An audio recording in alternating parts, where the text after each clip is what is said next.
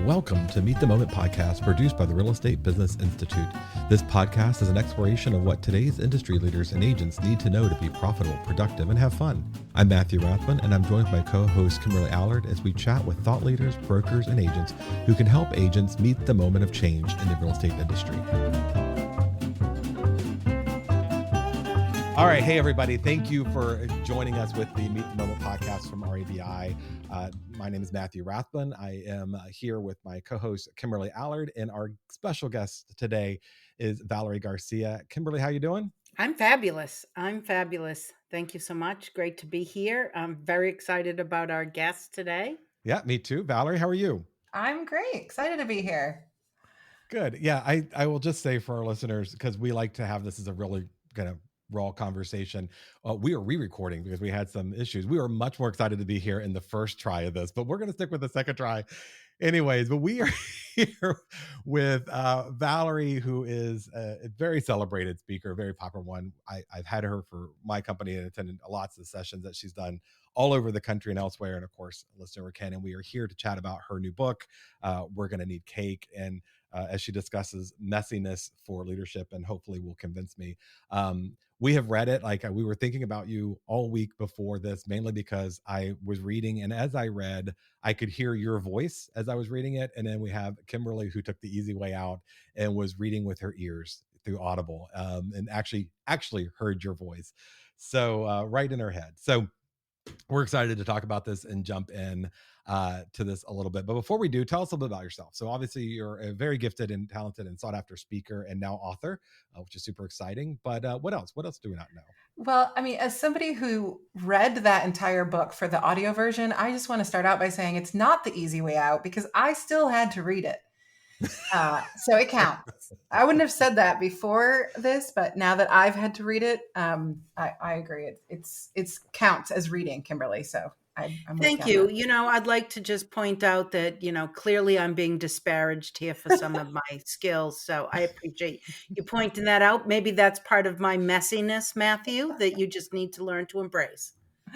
Well, this is also, Valerie, when I text Kimberly, which is frequent and often, her Tesla responds back to me to tell me she's too busy to talk to me. And now I feel like the last messages will say, I'm busy listening to Valerie's book. Please don't bother me anymore. And I thought that was her car. And now I think it's actually her texting me. She's sitting at home. You're the only one that gets that response, actually. Yeah.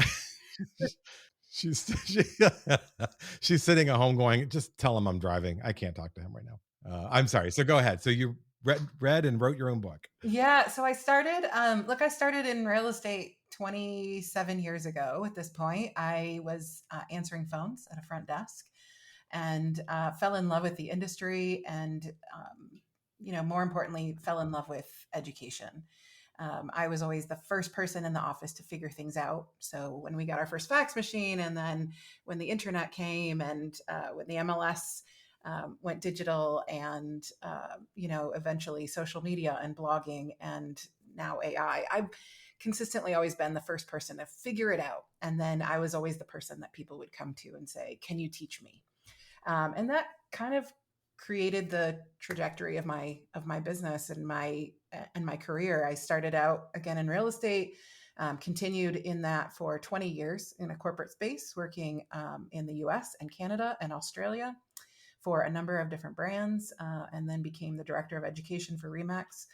And so that was the role that really kind of pushed me onto stage. That was the role that kind of gave me the opportunities to start speaking and training and teaching all over the world. Can I ask a question about Australia? I mean, I understand the US and Canada, but how do you end up in Australia? That's not exactly like, oh, I'll get licensed in the US and Canada, or probably Australia, because a lot of my Canadian buyers are looking there. How does that happen? Yeah, it's a great question. So my husband at the time got an opportunity for a job transfer. And ironically, it was literally months before sort of that massive downturn in 2007 and 8. And we ended up taking that job transfer. And so I was there the entire time during that kind of global downturn. It was a very interesting time to be working there, but I ended up working for a boutique real estate firm there for 4 years. So I got a lot of great international experience in terms of how real estate is sold there, but also how to, work with international audiences. So That's impressive. yeah, 8 years ago, I went on my own as a speaker and a coach, and that's what I do now. One of the most interesting things I heard you say was you're the first to figure it out and the first person for people to come talk to. In my experience, I may be one of the first to figure it out, but I'm the last person anybody wants to ask anything of. So I'm glad that you were able to check the box of both of those things. And so you have been speaking a long time on leadership, and you kind of do this whole kind of campfire and storytelling thing. So how's that going? Yeah. Storytelling has really kind of become my thing, but I think it's always been my thing since I was young. I was a camp counselor for most of my time in junior high and high school. And really, storytelling has always been the bedrock of how I teach. Um, and yeah, it's kind of found its way into the work that I do as well. I love storytelling because I think it's the most impactful way to teach anybody anything, is to get them to feel something and have emotion. And that really kind of led to the book.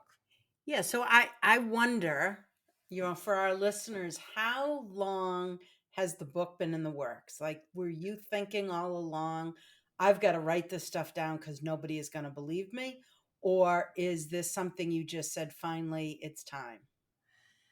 Oh, good question. I've always wanted to write a book. I've been telling people for years that I want to write a book. I think 2 years ago, I've been working with a fantastic coach, and 2 years ago, I set it as a goal. I said I'm going to write this book. And the book that I outlined and ultimately took to a publisher was a very different book. It was not the book that you've read. But I took my outline to a publisher, and essentially they came back to me and they said, yeah, this is great, but these 2 chapters, that's the whole book. That's what we want. And I was like, well, but those 2 chapters are really kind of scary and vulnerable and messy. And I don't know if I want to write a whole book on that. And they said, well, the rest of the book is great, but those are the 2 chapters we want to talk to you about.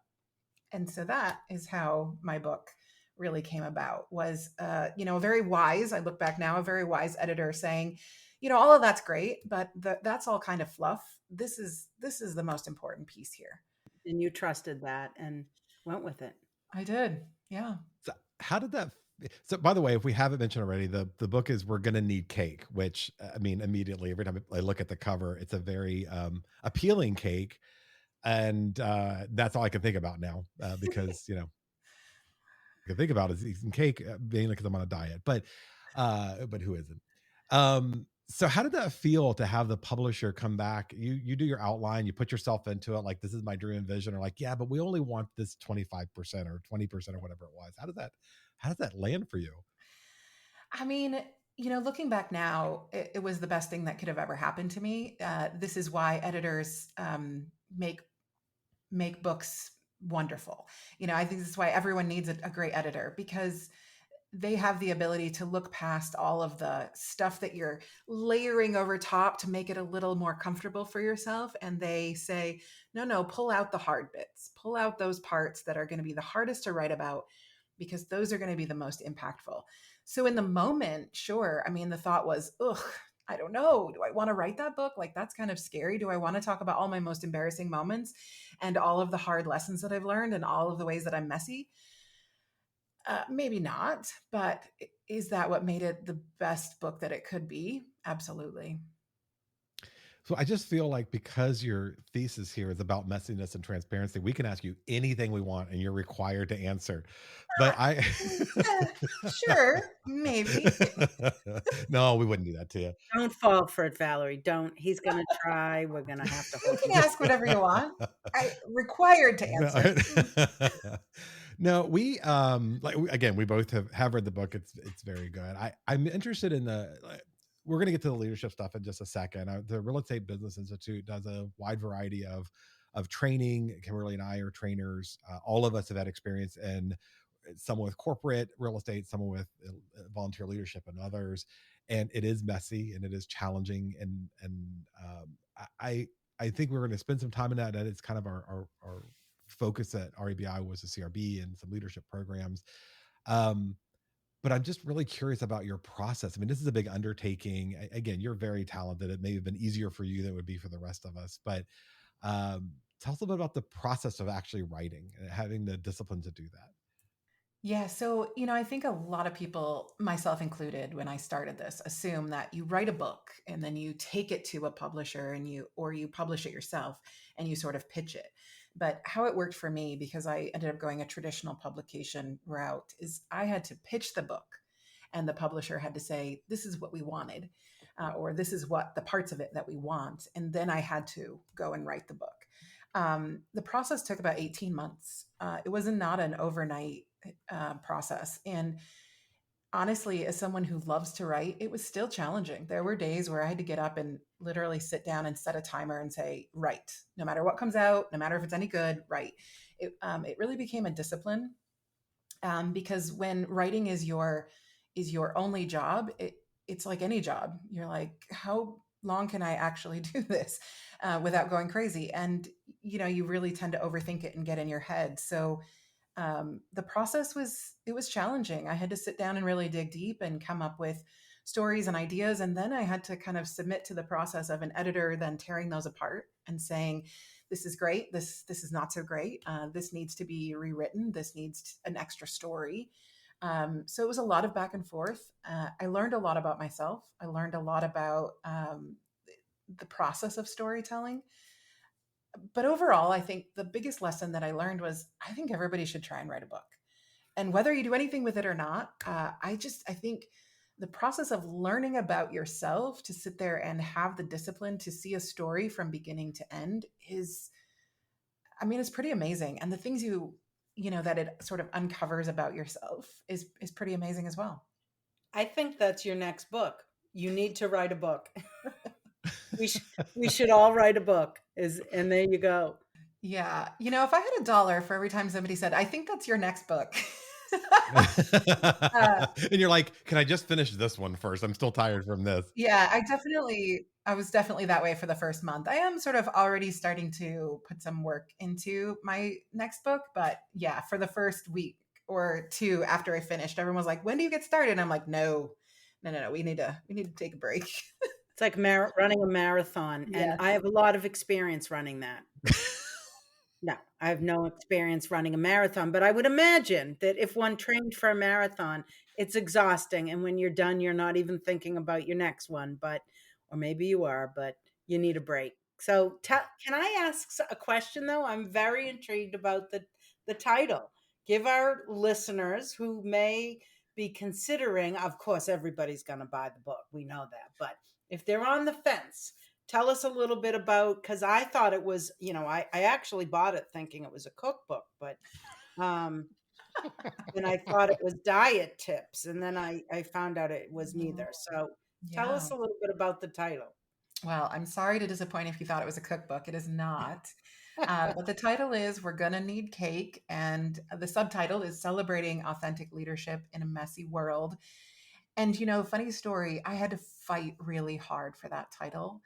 Many times throughout the process, my publisher was like, yeah, don't get attached to this title. Like, we're not sure about this. We don't think this is going to make it. And I pushed really, really hard saying, no, like you have to know me. Like there's gotta be an element of like a little bit of cheekiness. Like there's gotta be something with personality in there. It can't just be celebrating authentic leadership in a messy world. And so we got all the way to the point where we were designing the cover and the publisher said, well, we're still not sure about this title. So we workshopped it to a test group. We took it to a group and asked them to give us their opinion. And far and away, both men and women said, oh, I love the title. So we ended up keeping it. But it's one of my favorite parts about the book is that it's all about celebrating our mess. And when I think about celebrating, whether it is a terrible mess or an amazing thing, I just always think, gosh, we're going to need cake, right? Like when it's a really bad day, I'm the person that goes, I just need a fork and a cake. And when it's a really good day, when we're celebrating everything went well, give me a fork and a cake. And so, I kind of took the approach of, I don't think that we should just show up as authentic, messy leaders. I think we should celebrate being authentic, messy leaders. And we're going to need cake no matter what. Okay, so let's talk about that for a second, because like I heard you talk about fighting with your publicist, and I'm a guy who I don't even like Grammarly changing what I wrote, so I can't imagine having someone tell me my title wasn't even good. And but that aside, like a big thesis in your book, right, is that messiness should be celebrated, it exists, we whatever. I again being just putting it out there so that you can give me some free counseling here. Um, I even edit my journal entries in case my kids read them one day. Like there's certain things that I will never nobody needs to hear about what my thought or what my struggle was or whatever. That's me. And I struggle with that. I struggle with the authenticity because I feel like a lot of us and I can feel you judging me through the microphone now, but I feel like a lot of us are different things for different people. And you do talk about that a little bit in the book. So what advice are you going to give to people like me who are just I'm happy to be a train wreck and be self-deprecating to a point, but the real, anxiety, let's say, I have over things, I don't know that it serves me well as a leader for me to share too much of that and have my followers, my agents, so to speak, uh, feed into it. So how do we balance that?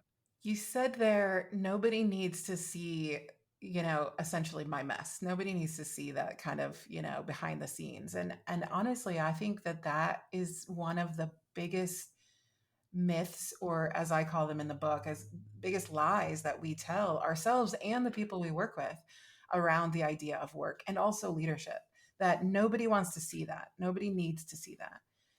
But the reality is, and through all of the research that I did for this book, and speaking to people in all kinds of different positions, the reality is that it's exactly what we need to see.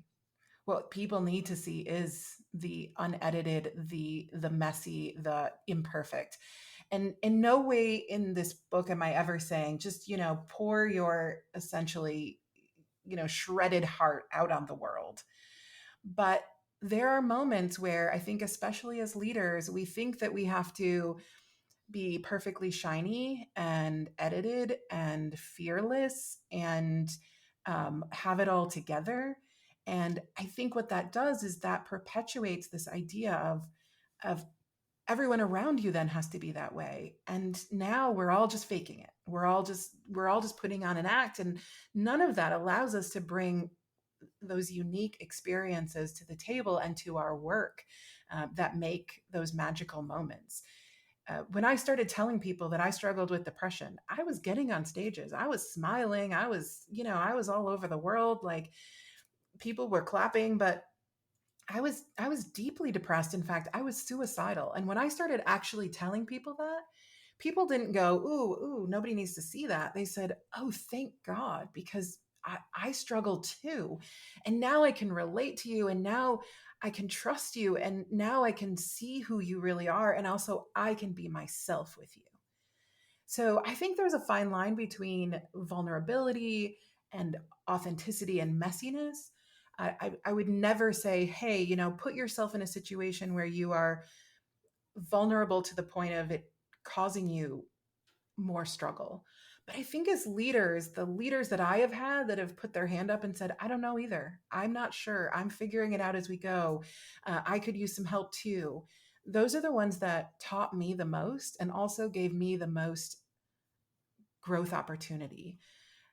When I am being inauthentic, when I am hiding my mess, when I'm shoving it in a drawer, when I'm just pasting on a smile, I know that I am probably my least effective.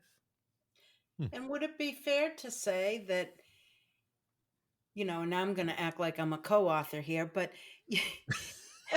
and I'm not for our listeners, but if we as leaders, really in any role, we want to be able to have our audience relate to us or Mhm. respect us or understand our message, doesn't that start with the whole trust thing? And if you have a limited opportunity to get a message through to a team or a group of people or whoever it is that you're leading, if you have a limited time frame, don't you have to kind of start with your best foot forward and say, look, I have to gain your respect and you have to see me as valuable and having all sorts of good messages, but you can't start that off with the fake message.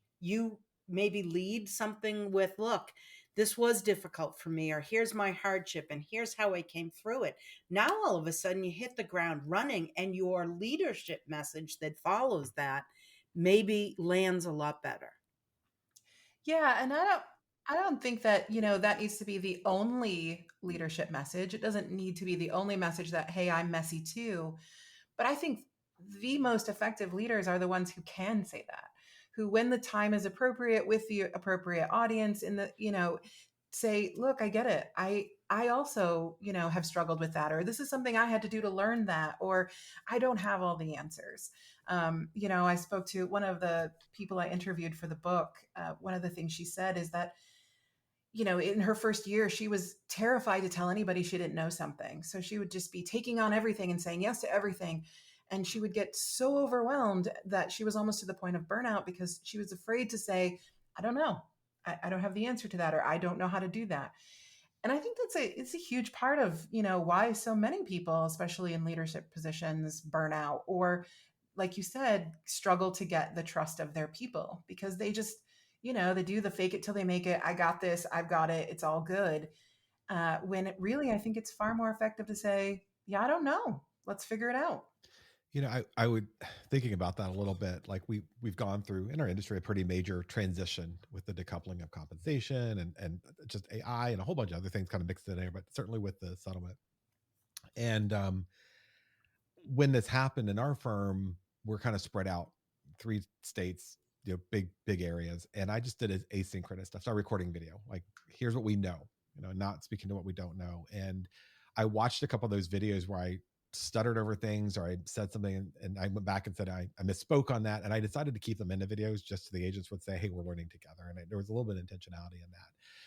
But what I realized is that the investments I made in them over time gave me the license to be wrong here. And I would say, like, we are ahead of, I'm doing the best we can, but I had their trust earlier. So I'm going in a different opposite direction where Kim was, to say, I feel like, I feel like, and I know this is likely not the healthiest position, but I had to, if I did the things I did know well, right, it gave me the license to be, and you're like, you described it as messy, to them later on. And my agents are pretty forgiving. Like, I've made some missteps in leadership, and I tend to be that person who wakes up at 3 a.m. because of my ADHD at 3 a.m. and be upset at myself for something that happened 25 years ago. And then the rest of the day, I'm like, I got to show them I'm not that person I was at 22 years old. I get it. And you made me think. I will say, I was going through this book going, am I this person? Would I do this? How would I do this better? Who do I look up to who's like that? And I don't know. I love the concepts you had here. Switching gears a little bit, not to make this, that was just me pontificating there, but you are on the Forbes list now, right? Yes, I know. It feels very fancy. I don't.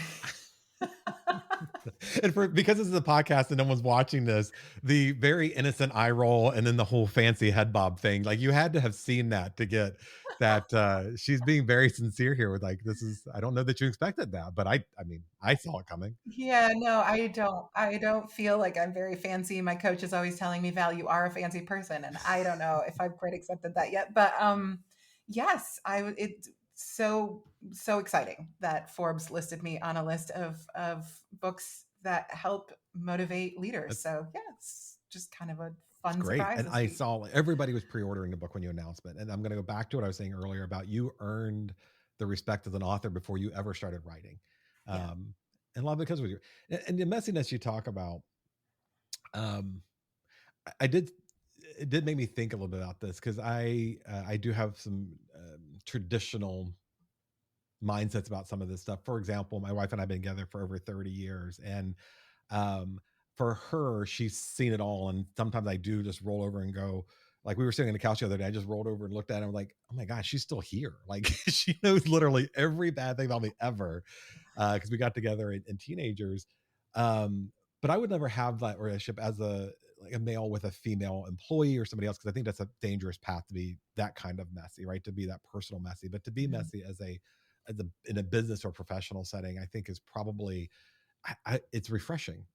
And Mhm. I just realized as I read in your book how many times I'd actually seen somebody literally stumble on stage or make a mistake or break from the teleprompter and go, wow, that's the person, that's the real them, that's who I respect. So I love that. And I could see why Forbes would say this is a good coaching book for leaders.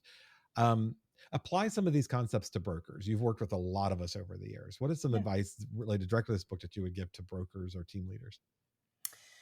Yeah, I think, some of the things that I talk about in the book around giving great feedback and taking great feedback.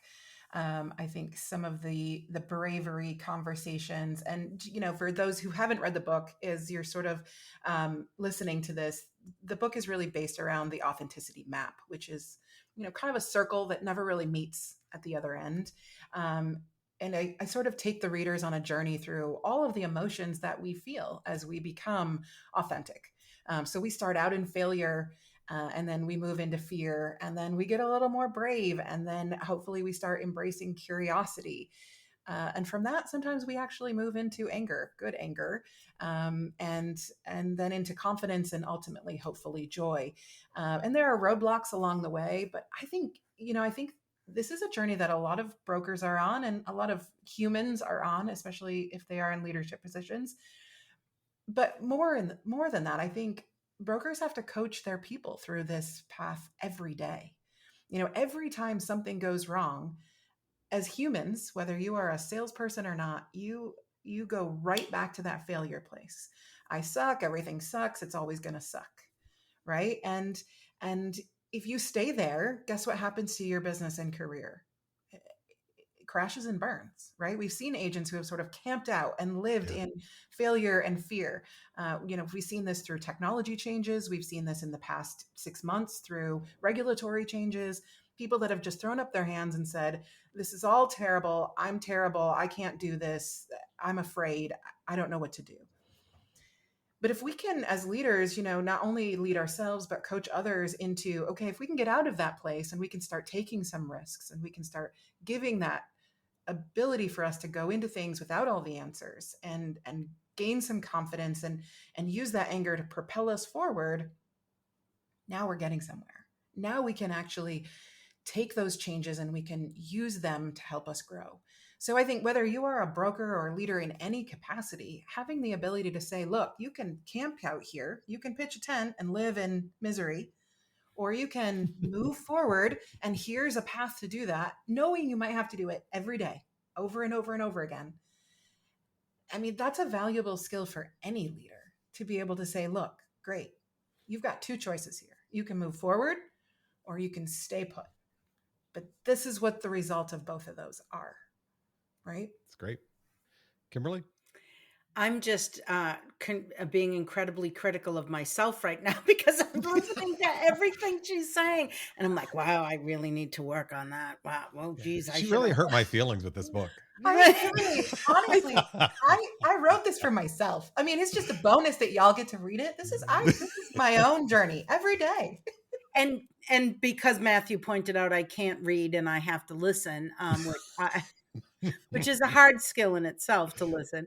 I obviously very much enjoy you narrating and telling the story, and I think it brings even more value because and I do listen to a lot of books. I do a lot of driving, as we all do, but sometimes long distances, and I am always hesitant to hear who's going to be narrating, because if it's, not somebody that you can even tolerate, never mind, it may not even be the author, then, I think you lose a lot. But anyways, to that point, it was a joy to listen to you tell the story. And I felt like, to your last point, it was you telling your story, and it was a benefit that we got to listen to it.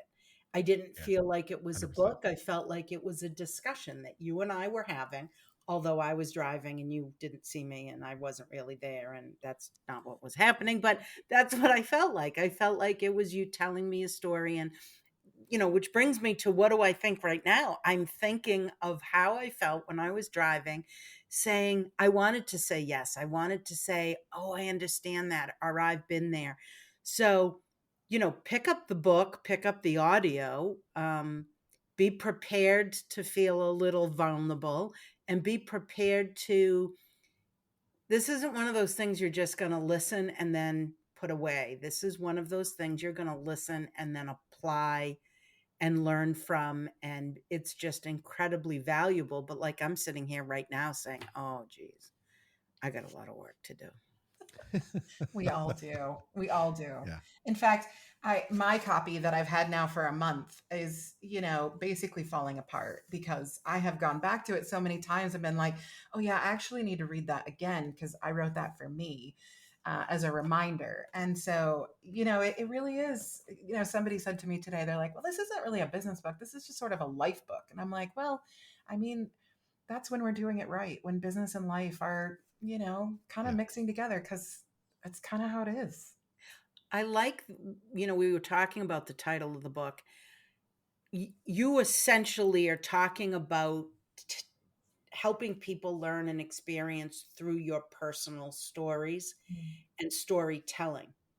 The title of the book is in itself a story, Mm-hmm. because there's, obviously they're going to have to read the book to figure out how that ties in. But, you specifically talk about the cake eating events and things like that. So, but that is part of the storytelling. So good for you for keeping that in the title, because I think that helps people just connect all the dots. Oh, Yeah. thank you. Yeah, I'm really proud that I got to keep in a little bit of that. Some people would say snarky, I would say cheeky tone in the title, because I want people to realize, like, it doesn't all have to be serious, right? Leadership doesn't all have to be serious. We can have fun. We should have fun. Gosh, we spend so much time in our lives working. We should have fun. I was just thinking that when you said that some people differentiating between this is a personal development book versus a career development book. Most people, especially now with knowledge workers, especially in the industry that you've come up through almost 30 years, is it doesn't just shut off at 5 o'clock in the afternoon, right? I mean, we're still living it day and out. We're still focused on work and whatever. I get it. I mean, some of us do like by the way, your snarky cheekiness or snarkiness, or I'm not charky. I don't know how you blend those two words, but I don't know. the, um, it, I really did look through it. I jokingly said you hurt my feelings. You didn't hurt my feelings at all. I was reflecting some things that I thought I had grown through and realized that I absolutely hadn't. They had manifested themselves differently. And I went through some very challenging parts of life and had some very dark times. And, realized I didn't even tell my kids about that. So they're all adults now having their own kids. But there have been moments in life, and I go back to the fact that there is there's messiness that is okay in a workplace. There's messiness that it needs to be more personal, typically with people who are, friends or people who you can trust. But there have been moments where I have shared, hey, I had this struggle a couple years ago, or I did this, or this is my problem, or, I'm still reliving, stupid things I said in third grade, for somebody who I looked up to, who thought I had it together. And all of a sudden they're like, man, me too. Like there was this breaking moment when you do show your authentic self to the right people in the right context. Infamously in my company, not in my current office, but in my prior offices, I had a couch outside they called the crying couch. So if an agent came in with crying, I'd be like, go outside, sit down, get your professionalism together, come back in. If you need help in counseling, we have people for that. I'm not your marriage counselor. Again, I think, I think people sometimes go down dangerous paths, especially with giving other people advice or opinion, listening to their marital problems, those kind of things. There are people that should be involved in your messiness. And then there are people who you can only be involved in your business messiness life, that 9 to 5 life. So I like that you blended that quite well here. And you did make me think about some things. I do want to change it a little bit. This was not in the pre-note things, but I want to talk about your launch. You did a bunch of cool photos and a new logo, and you had a whole campaign that came out that got us excited about whatever this new surprise was before it launched. Tell me a little bit about how that worked, and obviously how's that going to work for agents or brokers, and as a lot of people are rebranding right now or starting a new thing. So what advice can you give, and how did you come about with your campaign? Yeah, so that was a very intentional process. When I started writing this book 2 years ago now, I really started looking at the way that I was, presenting sort of myself to the world, and also I had been kind of stuck in a rut of this is the same website and the same imagery for a long time, and as I started writing this, I realized that I really want the outside to match the inside. And that was an intentional campaign that I put together. So, had photo shoot done where it wasn't just, perfect Val looking at the camera with makeup on. I wanted it to look like me. I wanted me to be, sitting on the floor and, standing and smiling in ways that I would normally, that you would see me. But beyond the photos, I really wanted to make sure that all the words that I used and everything that was on my website and in my imagery sounded like me.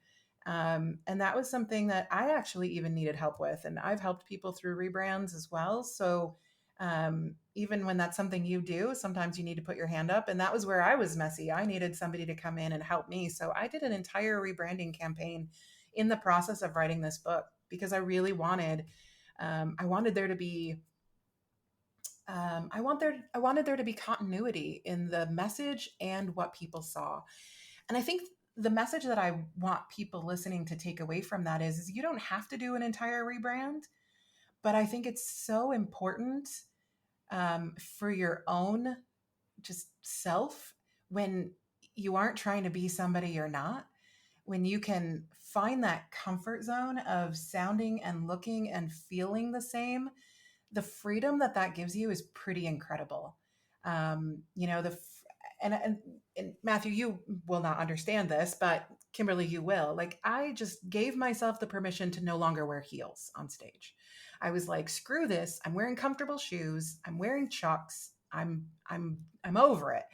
And I threw out all my heels and I did my photo shoot in Chucks. And I tell you what, now I go on stage now and I don't ever worry if my client is going to be nervous about me not wearing heels because they already know what to expect. They already know what they're getting and I don't have to pretend. And the immense freedom, and I think, yes, I agree with you when you're saying there's personal mess and there's work mess. But I think that freedom that comes from saying, when I let you into my work mess, whatever messy looks like to you, maybe it is Chucks, maybe it is the fact that I'm just going to show up the way it is. There is freedom there because your client knows exactly what they're getting and they are excited about it. And so now I don't sit and go, oh my gosh, I probably should dress professionally, because for me, dressing professionally is putting on a smile and a pair of Chucks and bringing it. And so when what you see matches what you hear, matches what you get, that is when the mess is amazing. The mess is freeing. The mess is beautiful. Those photos are fabulous. I had the opportunity yesterday to redo some headshots, and I would say the opportunity, the requirement. I can't continue to show up with gray hair and not have my headshot represent that. But I was thinking of you, and if my photographer ever listens to this, she'll laugh. But, I was like, all right, here's my suit headshot that I need to have, and I don't know why. And maybe I'll get really crazy and I'll do a dark suit and a light suit headshot. And that's about as crazy as I've ever gotten. But I brought a more casual outfit. And I said, let's just have fun with this. And I got to tell you, I mean, obviously people can't see my grin, but my grin was, my headshot grin. And then the minute we started doing things in a more casual environment or outfit, my personality came out. And she even said that. She said, this is who you are. And I also, Matthew, Matthew's got some great headshots and just spontaneous images. And just have to say that was just really liberating for me, but I was clearly inspired by what you did. And I went through your entire website and I just kept looking for more photos because they're great. So, everybody should go to your website and just take a look at what you've done there. It's just fabulous. And it's going to look different for everyone. It's going to feel different for everyone. Some people, like, the suit is going to be when they grin. And for some people it's not. But I think that's the key, is like figure out what that looks like for you. Valerie, I have Kimberly's mailing address if you need it for the restraining order. We we will get that taken care of after the show. It's research. It's research. I keep telling the police officer it's research.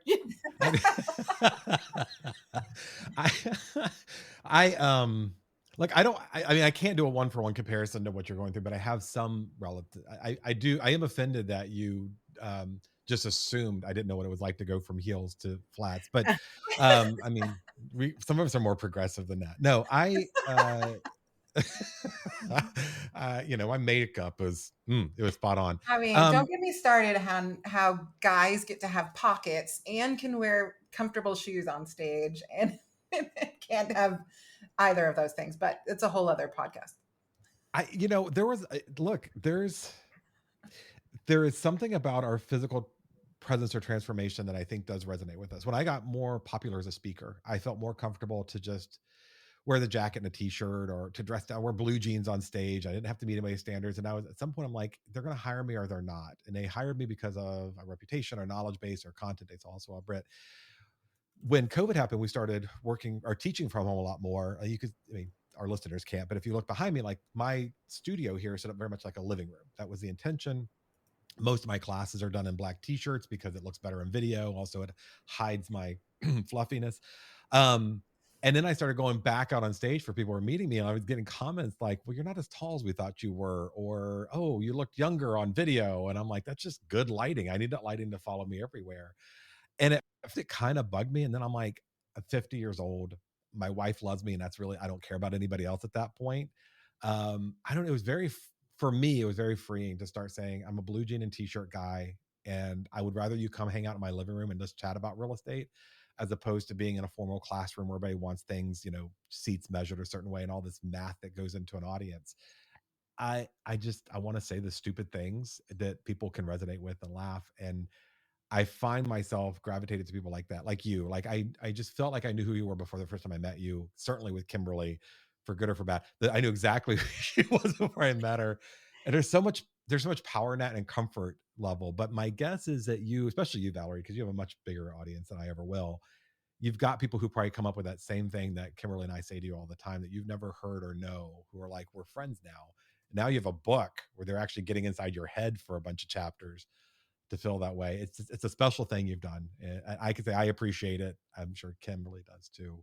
Matthew, I will tell you, like what you just said, like I'm a blue jean and t-shirts guy and I would rather sit in my living room, and like that is your messiness, right? Like yeah. I think one of the things I want people to take away from this book is that messiness doesn't, again, have to be oversharing. It doesn't have to be, bleeding all over. It can be just whoever you are. And that is your mess.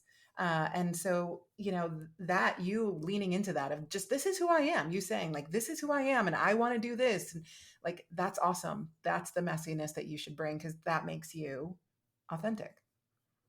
By the way, I like Vans instead of Chucks, just so you know. That's the guy equivalent, I think, of Chucks is the Vans.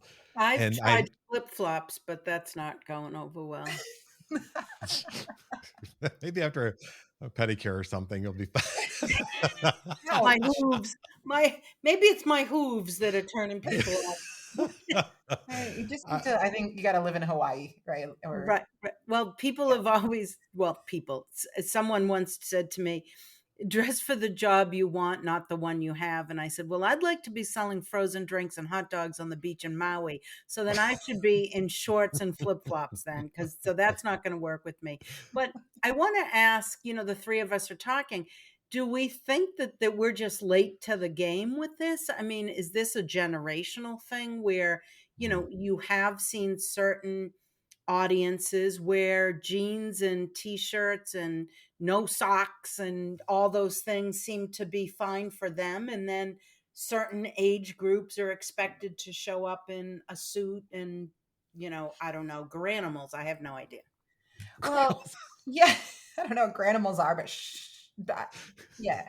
I think they're animal-shaped graham crackers, I think. I don't know what she's wearing. No, don't you remember the clothes where they had tags where you matched the two giraffes together and then you knew you could wear that outfit? All right. No, I digress. Go right. That was a dream after drinking too much. I don't know that was a real thing, but look, I don't know, like, physical appearance aside, yes, I think I think when we look at our younger millennials and our Gen Z, there is much more of an acceptance of what you see is what you get. And I think for better or for worse, as much damage as social media has done to our world, I think that's one thing that has come out of it positively is people are like, look, this is me. I'm not going to, like filters are a Gen X thing or a boomer thing. Like we don't use filters, right? And I, in doing so much more work with like higher education in the past year or two, just seeing that the younger generations are like, just be you, right? Yeah, I think we are a little late to the game. I think we are giving ourselves permission. We are especially in that generation, kind of smack between millennials and boomers, where we're like, can we give ourselves permission to show up as us? Can we give ourselves permission to be messy? And yeah, I think it's something that our generation typically has to work at, where younger generations are like, yo, this is what I am. And so I think it is work that we have to do in a different way, for sure. Right? We have to come into this space of, I'm going to give myself permission to not lean into the lies that we were told, but also not lean into the stereotypes that we cling to. Um, yeah, I think, I think every generation has their work to do, but for us, I think it is accepting that not everything has to be formal to be professional. Yeah, that's so well said. Yeah. You should write a book. I should. I, What would it be about? well, all right. So we want to honor your time, because honestly, we could keep you here all afternoon. And again, thank you very much for spending time, because I'm sure everybody's out to chat with you and get some piece of your brain here. I want to talk though. I didn't want to give up the whole book. I didn't want to talk about, read the book out loud to everybody here, but there was one section that I really stuck out to me, especially right now. It's about how to ask for things. And I'm going to paraphrase this again. You need to go read the book, because it's much better stated than the time we have here. But a lot of the transition in our market has nothing to do with the contract or policies or rules, because those things have remained the fundamentally the same. But now buyers and buyer agents need to tell the buyer, here's my value, and I want you to pay me for it directly if the seller doesn't. And that has really kind of blown some people's minds, even though we've done it indirectly for a long period of time. In the book, you list a process, so to speak. Maybe I'm misstating that, but you mentioned that we shouldn't assume people can read our mind. We have to be brave and ask for the big things and be specific about what we want. So tell us a little bit about how that applies to a buyer agent speaking to a buyer. Ooh, yeah, great way to apply that. I think, really it was around the idea of, and it can apply to risk, it can apply to mistakes, it can apply to asking, to get paid. But I think the idea of this process is really, you are never going to get what you don't ask for. You are never, somebody's never going to just magically walk up to you and be like, hey, would you like $1 million? I mean, it would be great if that happened, but it's never going to happen. And so if we want something, we have to learn to ask for it. And yeah, there's really kind of like that 3-step idea. The first one is never assume people know what you want. Approach things with curiosity, approach things with bravery, but never assume that people are, and this is true in relationships, this is true in work, never assume, because that is the number one mistake that we make. Is people know they're not going to pay us that much. They're not going to sign that paperwork there. And when we make those assumptions, we shoot ourselves in the foot. And the reality is like my research through this book showed me that we mostly assume negatively. We never assume the best. We never assume, oh, someone is going to give me $1 million. We assume, oh, they would never do that. We assume they would never sign that. We assume negativity. And when we assume, we get stuck there. It becomes a habit. Anything we do regularly becomes a habit. And so when we assume negativity, guess where we live? Negativity. So we have got to break that habit of assuming when we are asking for things. So, I have a whole chapter in the book on replacing that with curiosity. What if? Why not? And that's a mindset we have to sort of shift our heads into. And then once we get into that, go big. Like we automatically negotiate against ourselves in our head. Oh, well, they're never going to pay me that much, so I'll only ask for this much. You don't know until you ask. You are never going to get more than you ask for. Nobody's going to be like, oh, that's great, but how about I pay you more? It's never going to happen. So go big. Give yourself the room to negotiate, but go big. And that doesn't matter if you're asking for commission or you're asking for a raise or you're asking for whatever, go big. And the third thing is be specific. The very best way for us to ever get anything is to ask for what we want, whether that's a pay raise or a commission amount or an answer. Be specific. Tim Ferriss says, the world, how does that quote go? And I'm totally going to screw it up, but something like, the world punishes the vague ask and rewards the specific, or the vague wish. The world punishes the vague wish and rewards the specific ask. And it's so true. Like, so often we just sort of beat around the bush because it's scary.